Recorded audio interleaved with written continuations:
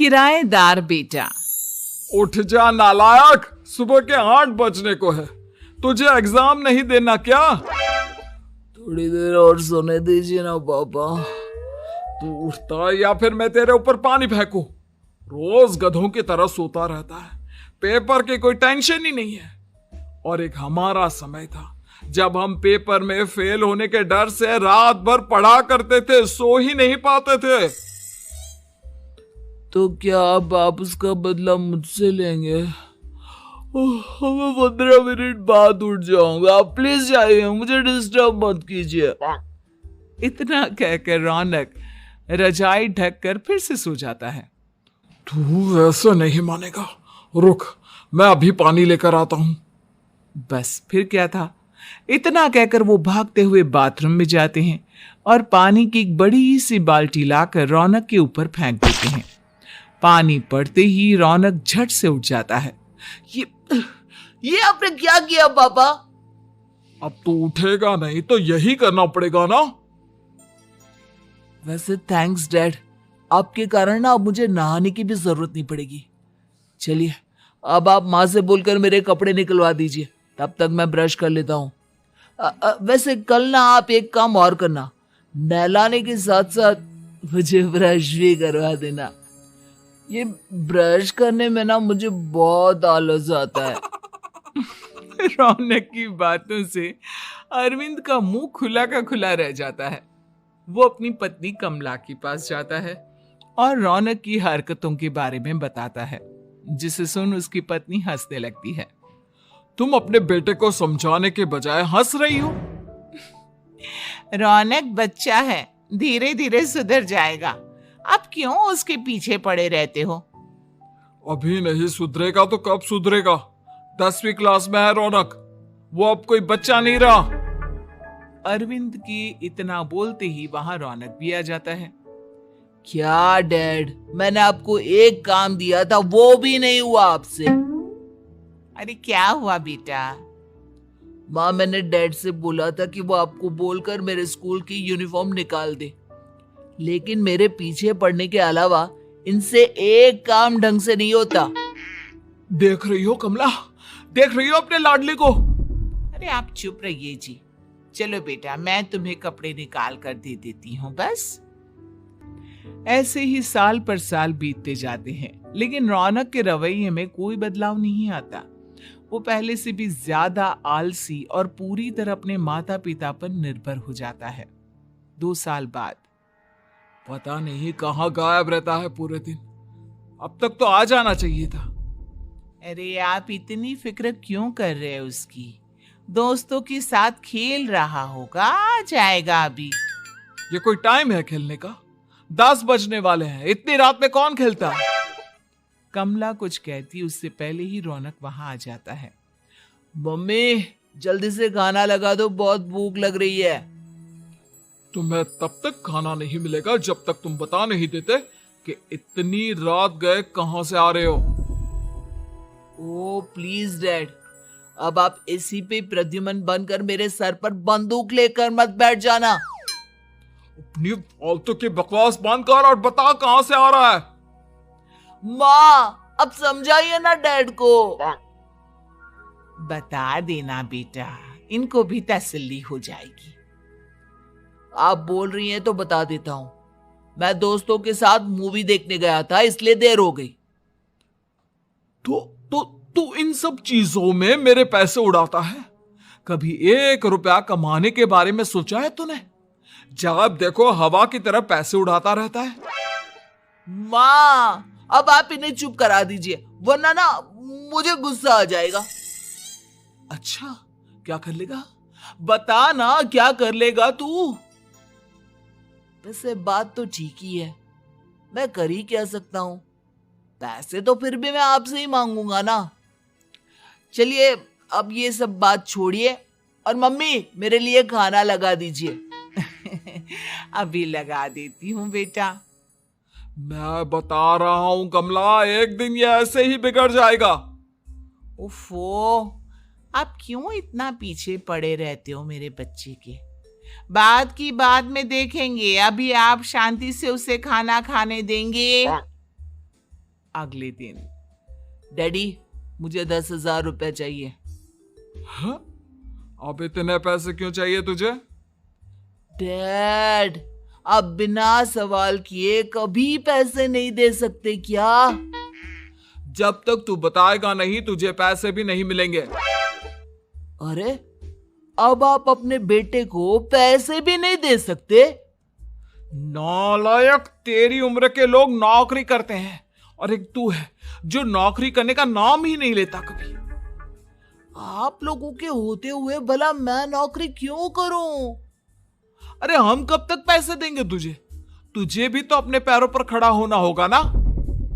कौन सा उधार के पैरों पर खड़ा हूं? अपने ही तो पैरों पर खड़ा हूं मैं। इसी तरह रौनक दिन प्रतिदिन लापरवाह होता जाता है।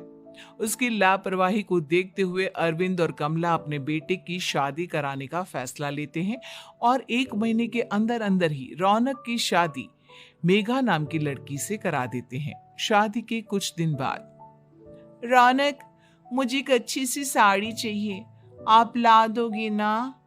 हाँ, क्यों नहीं। कितने तक की आती है साड़ी? यही करीब 5,000 तक की। तुम चिंता मत करो, मैं आज ही डैडी से पैसे मांगकर तुम्हारे लिए साड़ी ले आऊंगा। आप कब तक ऐसे ही अपने पापा से पैसे मांगते रहेंगे? कोई अच्छी सी नौकरी क्यों नहीं कर लेते आप?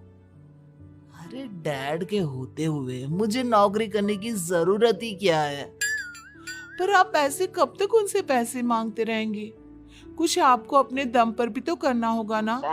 अब तुम भी बाकी लोगों की तरह मुझे ज्ञान देना शुरू मत कर देना। साड़ी चाहिए ना तुम्हें, मिल जाएगी बस। इतना कहकर रौनक अपने पिता से पैसे मांगने चला जाता है। डैडी, मुझे 5,000 रुपया चाहिए। अब 5,000 क्यों चाहिए तुझे? वो मेघा को साड़ी चाहिए थी। अरविंद आगे बिना कुछ कहे चुपचाप उसे पैसे निकाल कर दे देता है। कुछ दिन बाद, तुम्हें नहीं लगता कमला, रौनक हम पर पहले से भी ज्यादा डिपेंड हो गया है? मुझे तो अब उसके भविष्य की चिंता होने लगी है।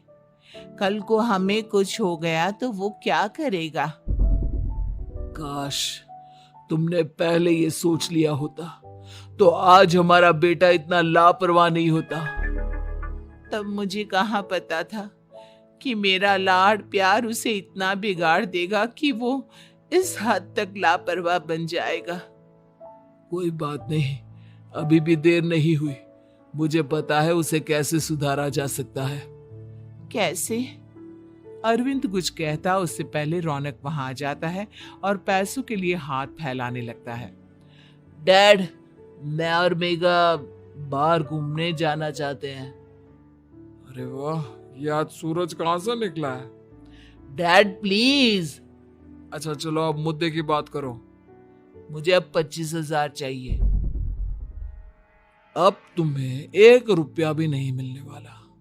अगर तुम्हें पैसों की इतनी ही जरूरत है तो कोई ढंग की नौकरी कर लो। मम्मी, आप कुछ कहिए ना डैड को। बेटा, वो गलत क्या बोल रहे हैं? ये सब हम तेरे भले के लिए ही तो कर रहे हैं। मम्मा, मैंने बताया ना आपको, मुझे नहीं करनी कोई जॉब वॉब। तो ठीक है, निकल जाओ हमारे घर से। तुम्हारे जैसे लोगों के लिए मैंने ये घर खड़ा नहीं किया है। जितना ये घर आपका है ना, उतना ही मेरा भी है। मैं कहीं नहीं जाने वाला। जाना तो पड़ेगा ही तुझे, क्योंकि अब मैं तेरा कोई भी खर्चा नहीं उठाने वाला। ठीक है, मत उठाइए मेरा खर्चा, मैं अपने दम पर भी जी सकता हूँ। तो बेशर्मों की तरह अब तक यहाँ क्यों खड़ा है? अपना सामान ले और निकल जाए यहाँ से। रौनक पैर पटकते हुए वहां से चला जाता है। घर से निकालना जरूरी है क्या उसे? बिना पैसों के कौन रखेगा उसे किराए पर? अगर उसका भविष्य सुधारना है तो हमें अपने दिल पर पत्थर रखकर ये कदम उठाना ही होगा। दोनों बात कर रहे होते हैं कि रौनक अपनी पत्नी के साथ एक बड़ा सा बैग लेकर घर से निकल जाता है, लेकिन घर से बाहर उसे कोई भी मुफ्त में अपने घर किराए पर नहीं रखता। अंत में थक हार कर वो फिर से अपने घर चला जाता है। क्या हुआ? थोड़ी देर पहले तो दहाड़ते हुए घर से निकला था, अब क्या हुआ? नहीं रखा ना किसी ने तुझे किराए पर? डैड प्लीज, मैं कुछ दिनों में कोई अच्छी सी नौकरी शुरू कर दूंगा, आप तब तक तो हमें रख लीजिए प्लीज। सुबह से रात हो चुकी है लेकिन कोई हमें रखने को राजी नहीं है। अब आप ही बताइए, इतनी रात को मैं मेघा को लेकर कहाँ जाऊंगा? ठीक है ठीक है, बहू की वजह से मैं तुझे घर पर रख रहा हूं, लेकिन तू इस घर में एक बेटे की नहीं बल्कि एक किराएदार की हैसियत से रहेगा। 3 महीने है तेरे पास। इन 3 महीनों के अंदर अंदर मुझे तेरी पहली तनख्वाह हाथ में चाहिए, समझ गया? पक्का डैड, इन 3 महीनों के अंदर अंदर तो कोई बढ़िया सी नौकरी ढूंढ ही लूंगा मैं। ऐसे ही धीरे धीरे समय बीतने लगता है और अरविंद के दिए 3 महीनों में से 2 महीने बीत चुके होते हैं। पापा जी ने हमें 3 महीने दिए थे, जिसमें से 2 महीने तो बीत चुके हैं।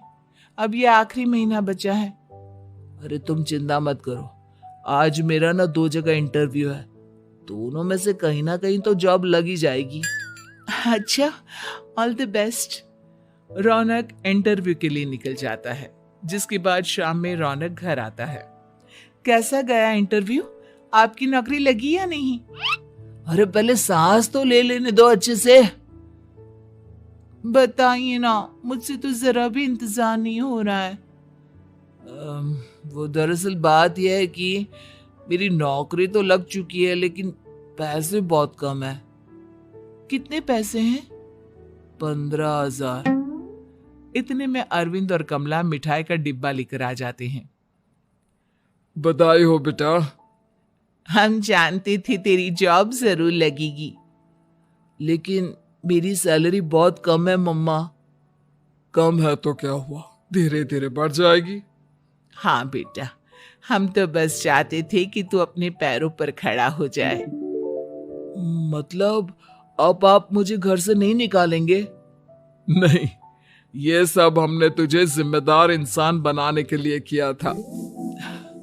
थैंक यू मम्मी पापा, अगर आप दोनों ऐसा नहीं करते तो मुझे कभी अपनी जिम्मेदारियों का एहसास तक नहीं होता।